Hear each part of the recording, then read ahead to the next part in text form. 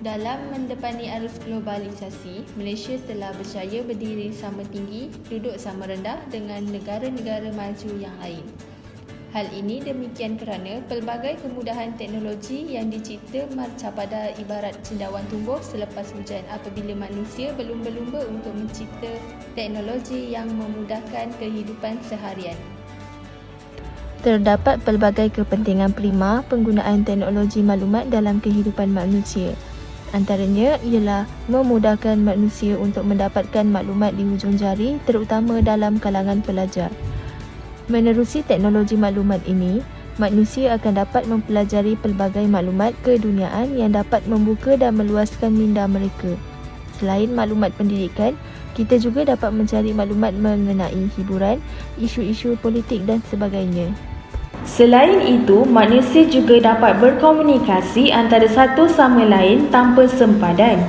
Pengenalan mengenai laman sosial seperti Facebook, Twitter, TikTok, Instagram dan sebagainya telah menghubungkan manusia dengan dunia luar. Sebagai contoh, seseorang yang berada di luar negara sama ada atas urusan perniagaan atau menuntut ilmu dapat melepaskan rindu serta bertanya khabar kepada keluarga tercinta yang berada di perantauan hanya dengan menggunakan teknologi laman sosial. Seterusnya, teknologi maklumat ini juga memudahkan ahli perniagaan menjalankan aktiviti perniagaan mereka hanya di dalam talian sahaja, sekaligus dapat menjimatkan kos dan tenaga. Aktiviti perniagaan yang dijalankan melalui talian bukan sahaja dapat memudahkan urusan pekerja, bahkan ia juga dapat memudahkan pembeli ataupun pengguna.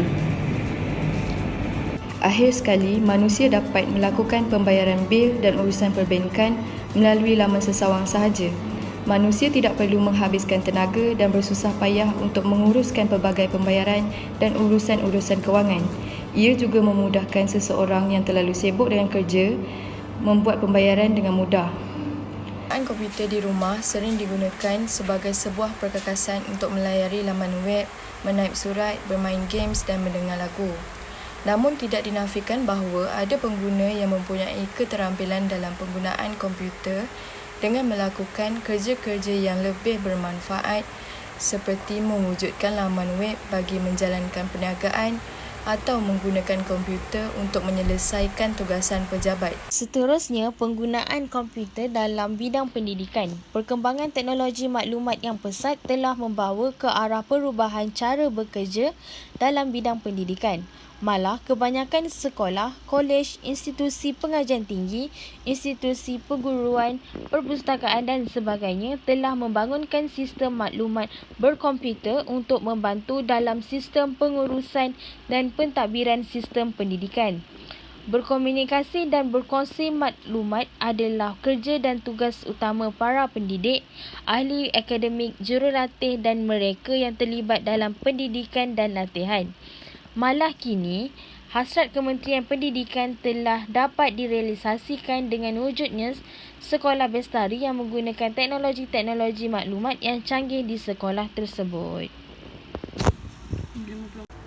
Antara contoh-contoh penggunaan sistem maklumat dalam bidang pendidikan ialah seperti nota elektronik, peperiksaan secara atas talian, sistem maklumat berkomputer untuk menyimpan semua maklumat murid dan maklumat pendidik, pembelajaran jarak jauh, pembelajaran berbantukan komputer, pengajaran yang bercirikan multimedia dan sebagainya, dapat meningkatkan lagi sistem pendidikan di Malaysia.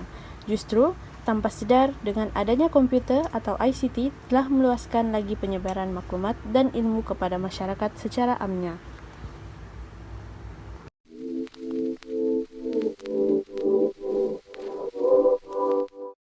Kesimpulannya, teknologi maklumat yang ada marcapada memainkan peranan vital kepada manusia.